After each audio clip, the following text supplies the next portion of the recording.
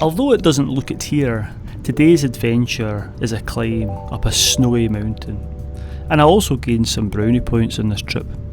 In addition to this, the great debate between Scotch eggs and pork pies and ketchup and brown sauce was finally resolved.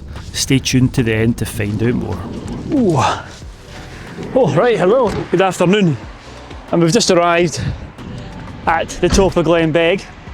And we've just taken the dogs out for a quick walk. It's just not far from sunset. There's some nice colours in the skies. Don't know if you can actually see that or not, but the plan for today is to chill in the van tonight. The wind's picking up, there's a northerly wind. It's going to be really cold tonight. It should be nice and cosy in there. And then tomorrow I'm going to head up a mountain in the morning. And I think what's going to be the model, or the learning information from this video will be how to gain brownie points and still get your hill fix at the same time. So yeah, going to go back in the van now, have a cup of tea. I might report back later on, I'm not sure. But I tell you what, it's blooming freezing. Right, cup of tea time.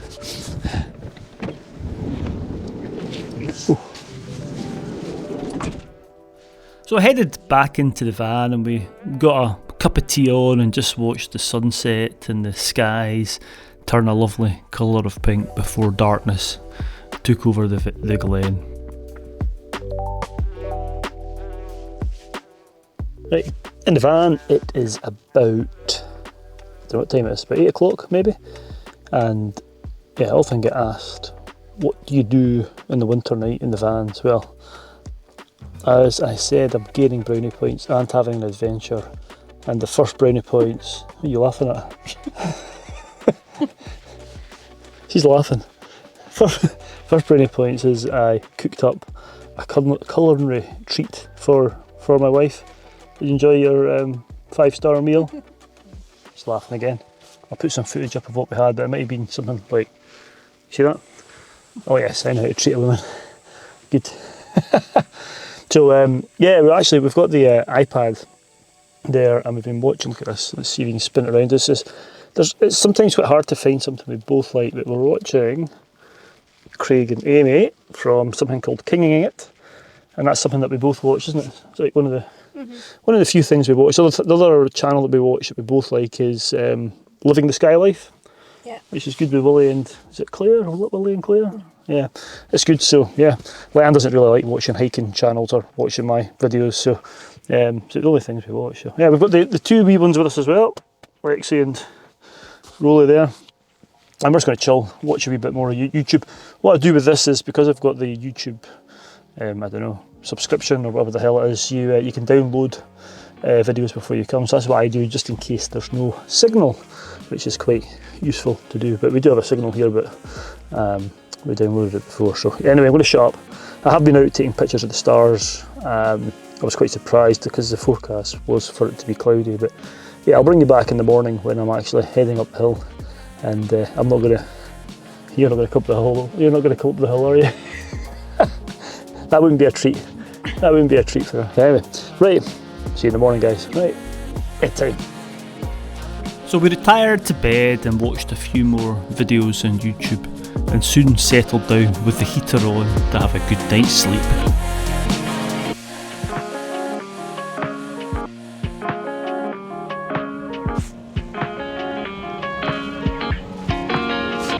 Oh, right, good morning. It's about 7:30. I've got the engine on because I think I need a new leisure battery, because when I go to fire up the diesel heater in the morning, there's not enough juice in the battery to get it going. It happens when it's cold, and it's happened for a few months now. So anybody got any views on that? Have you experienced that? I think it is the leisure battery, to be honest with you. But anyway, let's have a look outside. I already know what it's like because we've been out with the dogs. But let me just show you what we've woken up to. Ooh. Look at that. Wee winter wonderland. Look at that, lovely. Ooh. It's going to be pretty wild, I think, going up there. So I'm going to get my gear on and head up, and I'll report back, yeah, when I'm on the top of that mountain there. There we go. Right, let's get back in here and I'll report back when I'm on the trail. Ooh.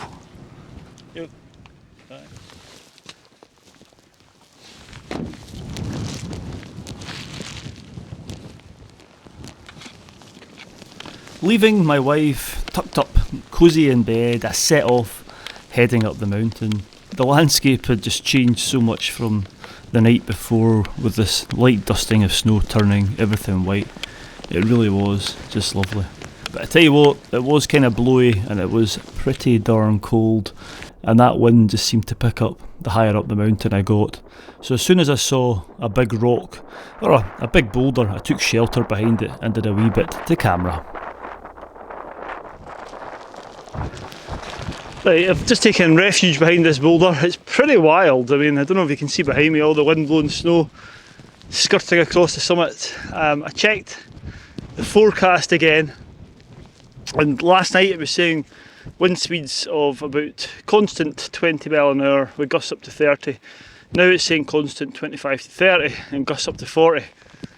But I've chosen this route because I'm going up the south slope and it's a northerly wind, so once I get onto the slope it might get a bit less windy. It'll be gusty downdrafts but maybe less constant wind. But let's see, we'll crack on up a bit further. But yeah, those clear skies that we had last night certainly aren't showing any signs of appearing today. But let's just get going and I'll report back in a wee while.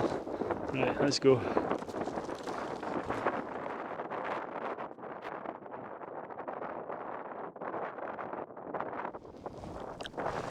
Right, that's me made it onto the steeper slopes now. I'm on a hill called Cairnwell, which if you're from Scotland and a Munro bagger, I suppose you'll know it pretty well. And a lot of people will say it's one of the easiest Munros, and that's usually true because you can do it from up at the ski centre, which saves you about another 300, I don't know, 300 or 400 metres. But I like doing it from this side because one, you miss out all the ski paraphernalia, and two, it's really quiet. Well, quiet with people. I know on the other side the ski centre is open with artificial snow at the moment and there's lots of cars going up, so it will be busy over there. But I'm not going to meet another soul on this side of the hill. But what I do see a lot of is hares, ptarmigan, grouse, deer, loads of wildlife. But anyway, wonderful. Yeah, back. I'm going to put the camera away again because it's getting wet in this spindrift, but it is just wonderful. Look at this below me. It's almost like an Arctic tundra landscape. Beautiful. Right, I'll report back at the top. You might recognise the top from some other videos. There's a lodge at the top. Luxury, I tell you. Right, shut up, Murray, let's go. The sunrise had now occurred, although you wouldn't really know it. That wee bit of footage before was about the only time I saw anything resembling the sun the whole day. So up I plodded. It was quite, it is quite a steep ridge this, and it is a lovely, lovely slope. But the snow was stinging my face and I was glad to have my ski goggles on. These aren't expensive ones, but I find them a great piece of kit in the winter, or even in the spring or autumn when it's really windy. Anyway, up I went, and the mountain that I was going up was called the Cairnwell, which is probably best known for all the ski developments. You can see the antennae on the top here, but yeah, let's wonder what it was like before these ski developments started in the late 50s and early 60s. Oh, right, I'm very, very nearly at the top, and you might recognise this summit. Let me spin you around and show you my lodge. Woo-wee, it's a bit wild. I'm glad of this wee shelter here. Right. Oh, the Cairnwell. As you can see, it's not the most pretty summit, but I do like this wee shelter. Oh, the spindrift. I'm not gonna loiter here. I'm gonna be heading back down because I did get some shelter down there. But brownie points will be gained because I'll be back at the van in time for breakfast. My wife went back to sleep when I left, so another reason for brownie points. And there's an even bigger brownie point gain going to be made when I get down there, but you'll have to wait till I get back to the van to see what that is. Some of you might guess what it is, so yeah, let's just gonna get a drink of water here and then head back down. Whoo! Wild, wild, wild. You see as well, I've got two other jackets in here. I've got a mid-layer fleecy thing and also a duvet jacket. I've got another set of gloves, over trousers, crampons, all that sort of gear. So anyway, we drink. Oh, the spindrift's spinning around, funnily enough. And this wee shed slowly, every time I come up it gets more and more dilapidated. The side wall's kind of falling in now, it's a shame. A real shame. Oh, it's clearing a wee bit. Last time I was up here coming up this route, I don't know if you remember that, it was proper whiteout conditions. And I suppose what I should say is, although it's a relatively easy Munro, even from that direction, nothing's easy in the winter, put it that way. I've not needed to deploy my ice axe or crampons yet. That slope behind me was just all, there was no snow in it at all yesterday when we arrived because it's south facing. So it's all fresh snow which is falling on it. None of it's consolidated, so I've not needed it yet, but I've got them just in case. Oh, this is getting wild there. Right, let's get down the road. Back to the van for this treat that I've got from my wife. Don't know if she knows how lucky she is. Right.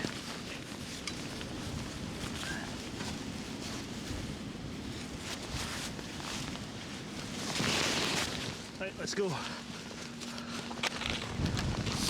Whew. I think the other thing I should say is I've chosen wisely because it is a lot more gusty up here. I can see on that side of the hill, which is north facing, it's just wild. So coming up the south ridge and kind of out of the northerly winds was a wise decision. But yeah, let's get back down to the warmth of the van and get these treats.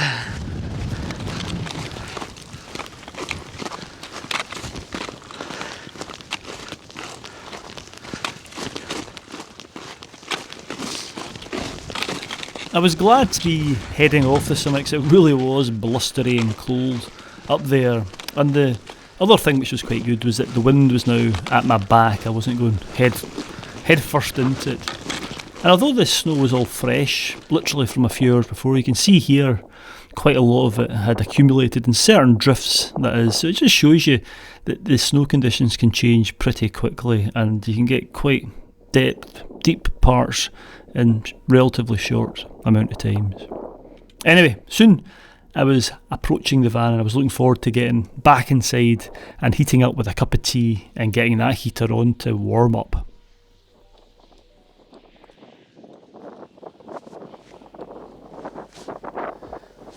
Oh, right, back in the nice warm van, and yeah, I think I've made lots of brownie points today, haven't I? Did you enjoy your lovely breakfast?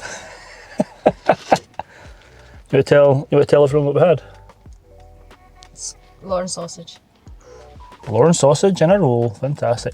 And there is one observation I have made. It's food related, but nothing to do with the Lauren sausage. But I do notice that there was both a Scotch egg packet there, and also pork pies in the fridge. And the Scotch egg packet has been broken into, and a Scotch egg has been had. Any reasoning behind your reasoning behind the Scotch egg or a pork pie? Breakfast. Breakfast, but Scotch eggs are nicer though, aren't they? Tastier than pork pies. Pie. Yeah. Maybe a wee bit. Yeah. Yeah, it's conclusive proof. Hope you're watching, Jerry.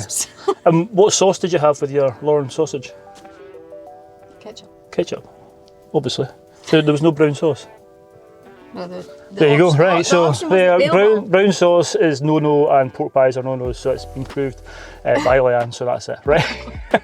Anyway, I hope you enjoyed the video. We're away to tidy the van up a wee bit and then drive down. It's a bit snowy now, the roads are all white, so yeah, we're away to head down the road. So thanks for watching, stay safe out there, and I'll see you next week for another adventure. Right, I'm away to have a Scotch egg. Look at that, beautiful.